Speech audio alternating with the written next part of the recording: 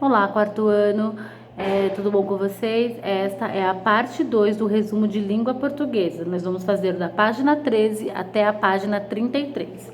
Então vamos lá. Pontuação, vírgula em termos explicativos. A vírgula tem várias funções. Uma delas é separar palavras explicativas que esclarecem um termo da oração anterior. Veja um exemplo. Nos palácios, grandes castiçais, cheios de vela, faziam o trabalho das lâmpadas de hoje. A expressão cheios de vela explica como estavam os grandes castiçais. Essa explicação está entre vírgulas aqui, ó. Tanto que a palavra está grifada de preto para nós vermos como ela está entre vírgulas. Assinale a frase em que a vírgula está separando o termo explicativo da palavra anterior. É a segunda frase. Londres só acendia todos os postes 2 vezes por ano. No aniversário da Rainha Vitória, 24 de maio, e no aniversário do Príncipe de Gales, 9 de novembro. Então, vocês percebam que essas explicações estão entre vírgulas. 2. Identifique o termo explicativo da palavra ou expressão em destaque e reescreva as frases colocando as vírgulas necessárias. A. Já as velas, difíceis de conseguir, deviam ser usadas com economia. Velas, né? Carlos, meu amigo de sala, é o garoto mais criativo. Carlos, vírgula, meu amigo, vírgula. Não, meu amigo de sala é o garoto mais criativo da turma. Então, é essa. Pessoal, não esqueçam de reescrever as frases. Eu andei percebendo na correção do volume 2 que muita gente não está reescrevendo. Tem que fazer exatamente. Então, não é só identificar a expressão entre vírgulas aqui. Vocês têm que reescrever também. Para quê? Para melhor fixar, para vocês entenderem. Página 14. As crianças, tão espertas na criação de histórias, não sabem o que fazem com brinquedos de sucata. Então, ó, as crianças, vírgulas, tão espertas na criação de histórias, vírgulas, não sabem o que fazem com brinquedo de sucata. 3. Reescreva as frases acrescentando as informações dos quadros. Então, ó, reescreva, pessoal. Não é só para identificar. Então, vamos lá. Leonardo da Vinci, vírgula, um dos maiores gênios da humanidade, projetou objetos como os teares. B. O escritor Isaac Asimov, autor de Eu, Robô, vírgula, foi um dos primeiros a imaginar a criação de máquinas inteligentes. C. Além de construir o 14 bis, vírgula, inventor brasileiro Santos Dumont, vírgula, criou o relógio de pulso. D. O alemão Gutenberg, vírgula, considerado o pai da imprensa, o pai da prensa de metal com os tipos de móveis. Não, peraí, volta. D. O alemão Gutenberg, vírgula, considerado o pai da imprensa, vírgula, inventou a prensa de metal com tipos móveis. Não esqueçam de reescrever cada frase. Página 15, texto puxa texto, texto de divulgação científica, a curiosidade. 1. O texto a seguir foi publicado em uma seção chamada Você Sabia? O nome dessa seção cria a expectativa de que o texto vai apresentar informações e curiosidades sobre determinado assunto. Então, vocês vão ler o texto, que vai até a página 16, e fazer as atividades. Lembrando que nós estamos aqui fazendo um resumo das aulas que já foram postadas, tá bom? Quem está acompanhando aí não está perdendo nada. Então, vamos lá. Agora, as correções das atividades 3, 4, 5, 6, 7. E é isso. Então, vamos lá. Então, lembrando que vocês têm que ter lido o texto aí, né? Não adianta vir só para correção. 3. Considerando-se a linguagem do texto, é possível dizer que ele se destina ao público infanto-juvenil? Explique sua resposta. Sim, por quê? Porque eles usam palavras fáceis, frases de um entendimento de todo mundo. né? Por se tornar um público infanto-juvenil, ele usa palavras que nos aproximam, que aproximam vocês. 4. O título do texto é formado por uma pergunta. Copiem aqui. De onde vem a energia elétrica? B. Essa pergunta é respondida no texto? Sim. Justifique sua resposta. A justificativa eu vou esperar para ver a de cada um. Se eu der a minha justificativa, vocês vão dar a minha. Então eu quero ler a de cada um, mas vocês já sabem que ele responde. 5. No Brasil, qual é a principal fonte de energia elétrica? As usinas hidrelétricas. Página 17. O texto é estruturado em sua maior parte em perguntas e respostas. Essa estrutura ajuda ou atrapalha a compreensão das informações. Justifique sua resposta. Então, pessoal, essa estrutura de pergunta e resposta, vocês acham que é melhor para compreensão? Eu acho que sim, porque ele faz a pergunta e logo responde. Então fica bem claro sobre o intuito do texto. Então ele está perguntando: de onde vem a energia elétrica? Se a gente não sabe, é só ler a resposta que está bem na sequência. B. Há apenas um item que não está na forma de pergunta. Reescreva-o aqui e transforme em uma pergunta. Funciona assim. Como funciona a energia? Como funciona a hidrelétrica? Né? Então ele já tá, ele não essa única parte do texto que não tem uma pergunta. E se fôssemos transformar em uma pergunta, seria: como funciona a hidrelétrica? 7. Releia este trecho. E se não chover? Quando não chove bastante, a água para acionar o dínamo é insuficiente e pode até faltar energia. É por isso que em épocas de poucas chuvas a gente deve economizar energia elétrica. A. O uso do ponto de exclamação nesse trecho indica que o autor demonstra surpresa, faz um alerta, né? Ele tá indicando aí um alerta. Na última frase desse trecho, que pronome pessoal poderia substituir a expressão sublinhada? Assinale-a no quadro. Nós, não é mesmo? Em textos de divulgação científica destinados ao público infantil, são empregados recursos para aproximar o leitor do texto, como o uso de frases exclamativas, com um ponto de exclamação e o emprego de agente para incluir o leitor no que está sendo dito. Então, assim, a gente quer dizer, a gente, quando a gente usa a expressão a gente faz, a gente gosta, a gente está é uma expressão informal que a gente usa para incluir, né, para aproximar quem está lendo ou quem está ouvindo da gente. Página 18, advérbios e locuções adverbiais. Em um texto, há palavras que indicam o tempo em que algo acontece. 1. Releia o trecho final de onde vem a energia elétrica. Então, vocês vão reler esse texto e responder. A. Qual é o objetivo desse trecho? Relatar quem fez a descoberta da energia elétrica. B. Resuma com suas palavras as principais informações de cada período de tempo indicado. Essa é outra pergunta que eu não vou fazer a correção, porque vai de cada um responder com as suas palavras. Então, vocês vão lá no texto, vão conferir o que foi no século XVIII e vão relatar aqui com a palavra de vocês. Muito antes dele, vocês vão achar essa expressão lá e colocar com a palavra de vocês. No século XIX, a mesma coisa, e em 1879 também a mesma coisa. Página 19. Há ainda palavras que indicam outras circunstâncias além de tempo, como lugar e modo. 2.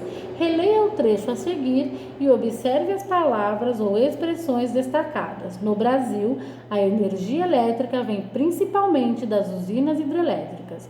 A expressão em destaque indica o quê? Um tempo, um modo ou um lugar. Um lugar, né? No Brasil é um lugar. 3. Releia este outro trecho. O dínamo é uma máquina que gira forte. A palavra em destaque acompanha que outra palavra? O verbo gira, né? O verbo girar. B. Que circunstância a palavra destacada indica?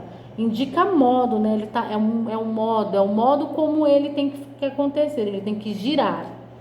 Advérbios e locuções adverbiais são palavras e expressões que modificam o sentido de um verbo.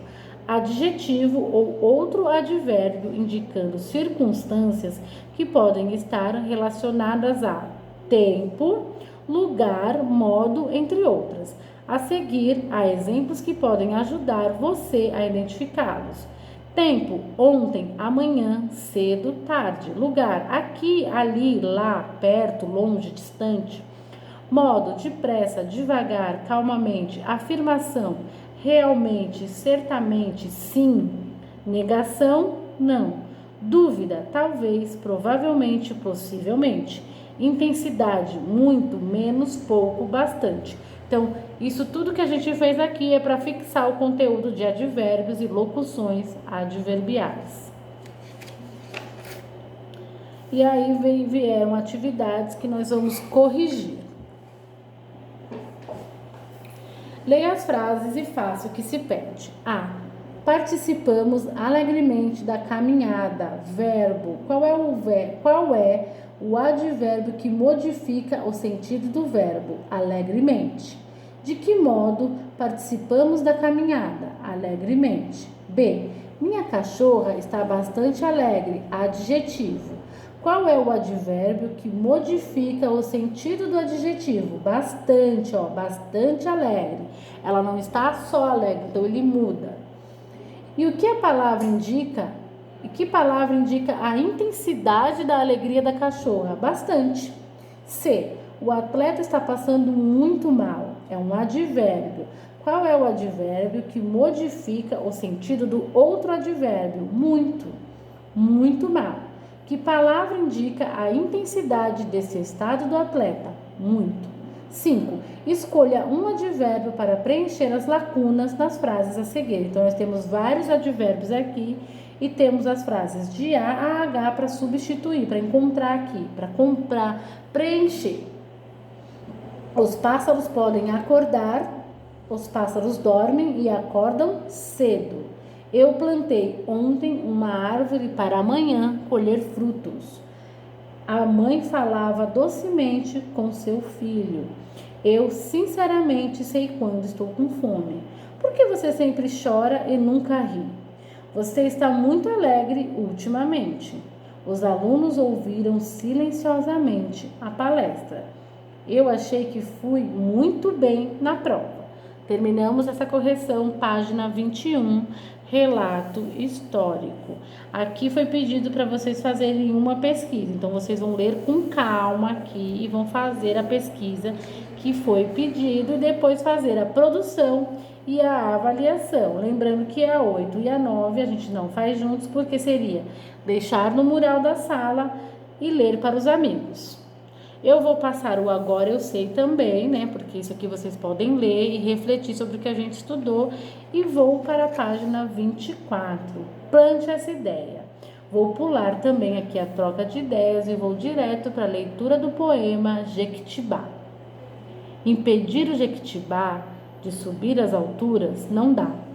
Se uma folha roçar uma nuvem ou um galho, cutucar um trovão, nada deverá ser feito, a não ser admiração. O gigante da floresta não teme tempestade, e se aparecer, nem tufão. Atravessa os séculos com imponência, vitalidade e obstinação. É alto de sua copa, é abrigo seguro para coati, passarinho, macaco. Um animal aqui, outro ali. E suas raízes imensas, imersas ao fundo, são as verdadeiras veias e artérias do mundo. Árvores do Brasil, Lalau. E aí foi pedido para vocês fazerem atividades relacionadas, páginas 26, 27 e 28. Então agora nós vamos corrigir as atividades que vocês fizeram sobre o poema Jequitibá. 2. Todo poema aborda determinado assunto. A. Qual é o assunto desse poema? O Jequitibá. B. Que aspecto desse assunto é abordado? É para a gente perceber a imponência do Jequitibá. Ele descreve a imponência. 3. Quanto ao formato do poema, complete o quadro. Quantas estrofes? Então é só voltar lá no poema e contar. 1, 2, 3, 4, 5, 6 estrofes. Colocamos aqui. E a quantidade de versos? Versos são as linhas do poema. São 23 versos. 4. Escolha lápis de cores diferentes e pinte no poema as palavras que rimam. Para cada grupo de palavras com sonoridade semelhante, escolha uma cor de lápis diferente. Então, nós vamos voltar no poema e pintar aí as cores. Jequitibá, dá, de cores iguais. Trovão, admiração, tufão, obstinação, também de cores iguais. Quati, ali, cores iguais. Então, é isso que vocês têm que fazer. 5. O formato do poema está relacionado ao seu conteúdo. Aqui nessa parte, pessoal, a gente tem que falar sobre como os versos terminam e começam, né? Versos de troncos da árvore, né? Ele termina sempre, ó, não dá, ser uma folha, né? Então, ele sempre vai estar combinando aí. 6. Releia as 2 primeiras estrofes. Uma palavra com o mesmo sentido de roçar é tocar. E que outra palavra da segunda estrofe tem sentido parecido com o de roçar? Cutucar, né? Tá lá, cutuca. Deixa eu ver onde tá essa palavra.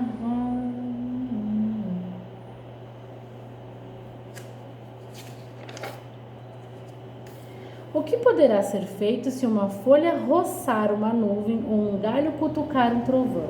Bom, segundo o poema, se o Jequitibá crescer a esse ponto, a única coisa a se fazer é ficar admirado.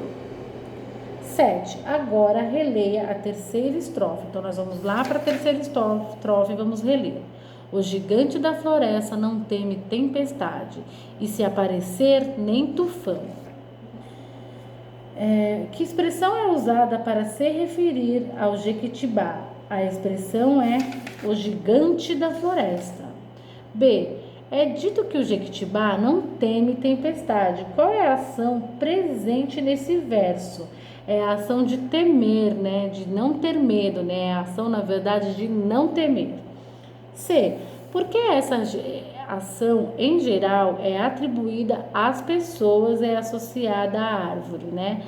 Porque ele não teme, né? Ele reforça a ideia de como a árvore é poderosa, grandiosa. 8. Releia agora a quarta e a quinta estrofes. Vamos lá. Atravessa os séculos com imponência, vitalidade e obstinação.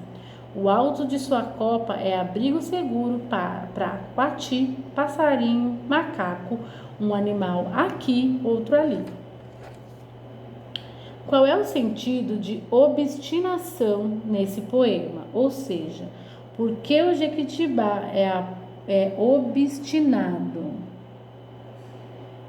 Porque ele é resistente, né, a diversas situações, a furacão, a água, né, a chuva, né, é uma árvore muito poderosa, tempestade, tufão, tudo isso ele é resistente. E como ele cresce, né? B. Obstinação é uma qualidade comumente atribuída a pessoas ou à natureza. Comumente quer dizer, né, que a gente usa normalmente, as pessoas ou a natureza? As pessoas, né? E de que os quatis, os passarinhos e os macacos estariam seguros? De seus predadores, né? Porque é uma árvore muito alta, então pode ser que tenha predador que não consiga subir. E o tempo, né? Porque ele protege das ventanias, das tempestades, tudo isso. 9. Releia por fim a última estrofe. Então vamos lá. E suas raízes imensas, imersas ao fundo, são as verdadeiras veias e artérias do mundo. Então, por que as raízes são comparadas às veias e artérias? Para deixar evidente a importância da árvore para a vida, flora, né, que são as plantas, e fauna, que são os animais no planeta. Então, na 10 e na 11, era uma pergunta sobre o Jequitibá, né? Se você já conhecia, se sim, compartilhe com os colegas e o professor o que você sabe sobre essa árvore. Se não, diga se o poema despertou a sua curiosidade em conhecer essa árvore e explique sua resposta. Essas aí a gente faria, pessoal, na sala, conversando, né? Eu já conhecia essa árvore, o Jequitibá, porque teve uma novela muitos anos atrás, quando eu era criança, que falava sobre a imponência, era exatamente isso. Falava o quão bonita, o quão imponente, grande é essa árvore. Linguagem poética. Agora a gente vai conhecer um pouco sobre como esse poema, né, o que é linguagem poética e o que esse poema nos fala. No poema, o poeta busca explorar o sentido das palavras. Por isso, é importante prestar atenção às escolhas feitas, pois nada é por acaso. Um dos recursos empregados é a utilização de figuras de linguagem. O que é figuras de linguagem? Que são a personificação e a metáfora. A personificação consiste em atribuir qualidades ou ações humanas a objetos ou animais. Quando ele diz que o Jequitibá é obstinado. Aí tem outros exemplos aqui, ó.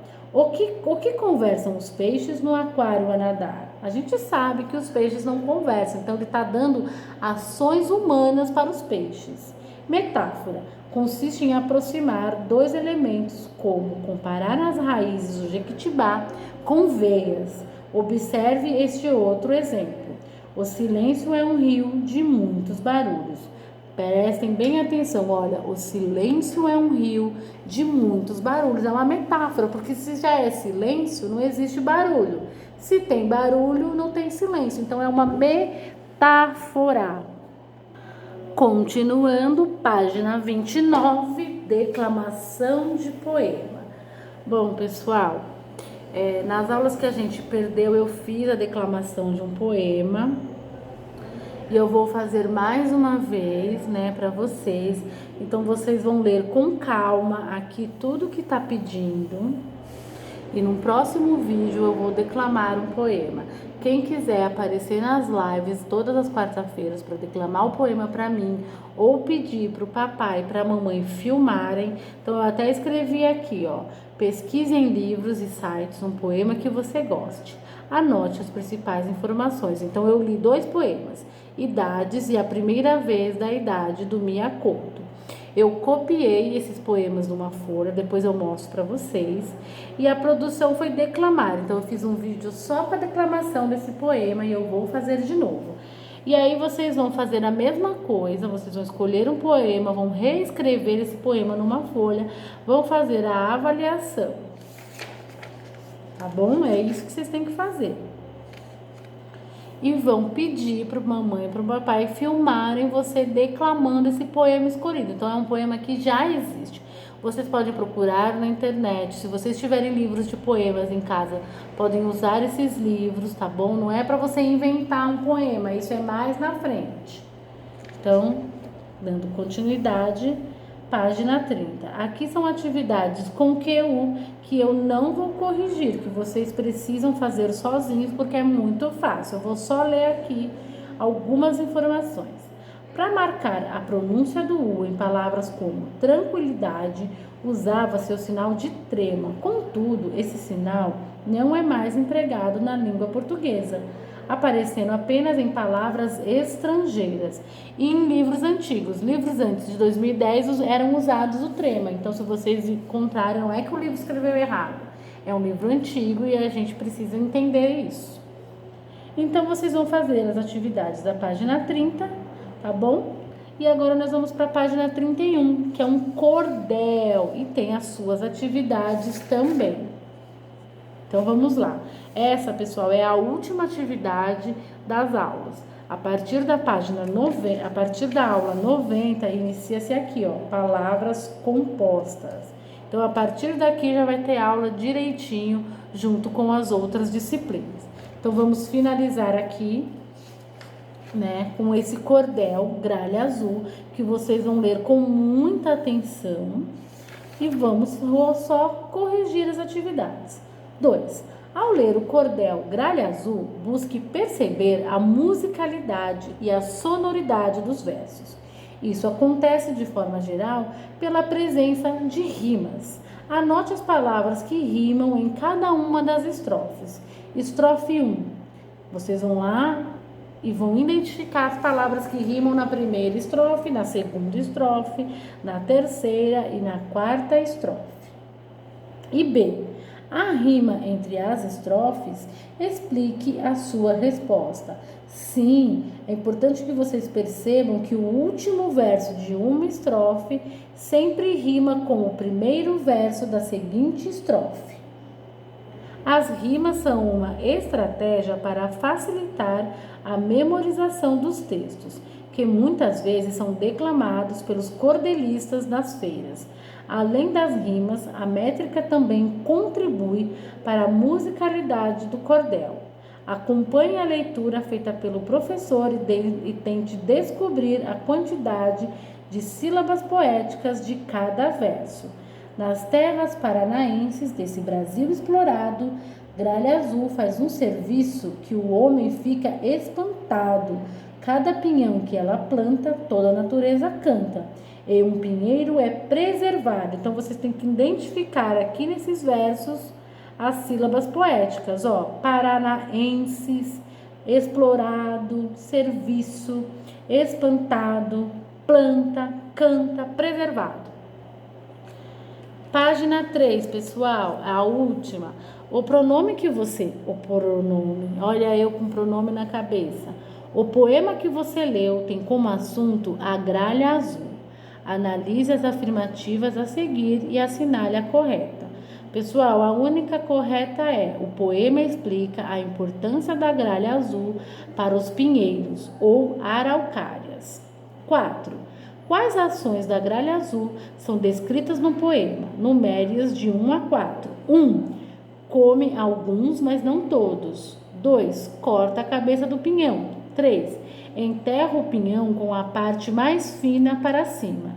4. Enterra vários outros. 5. Por que essas ações da gralha azul são importantes? Porque elas contribuem para a preservação da floresta, tendo em vista que muitos pinhões enterrados vão germinar. Então, olha como ela ajuda, né? Quem lê o texto vai saber o que eu estou falando. 6. Os versos finais têm um interlocutor, ou seja, há uma fala dirigida a uma pessoa específica. Que pessoa é essa? O caçador. Que pedido é feito a essa pessoa para não atirar na gralha azul? E qual é o objetivo desse pedido? Alertar para a extinção da gralha azul. E finalizando, cordel. É o nome dado à poesia popular divulgada em livretos em geral, vendido em feiras do Nordeste. Os folhetos registram o pensamento do povo diante dos acontecimentos de maior repercussão na comunidade. A literatura de cordel hoje é conhecida em todo o Brasil. Eu vou deixar o link de um vídeo bem interessante sobre cordel. É o link, tá? Que aí vocês vão lá e pesquisam, tá bom? Bom, pessoal, finalizamos o resumo de língua portuguesa por aqui. Obrigada. Até o próximo resumo, que será de matemática. Fiquem ligados.